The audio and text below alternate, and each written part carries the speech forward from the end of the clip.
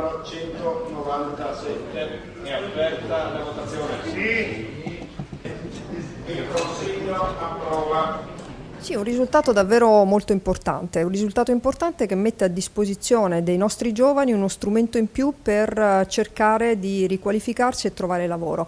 Stiamo parlando soprattutto di quei ragazzi che non vengono già interessati dagli strumenti ordinari come i tirocini formativi o gli stage oppure contratti a tempo determinato attraverso la garanzia giovani. Questi sono ragazzi che possono avere maggiori difficoltà per una disoccupazione cronica o per una qualificazione che devono migliorare. Quindi parliamo a questi ragazzi e cerchiamo davvero di tirarli fuori casa per dare loro la possibilità di un lavoro.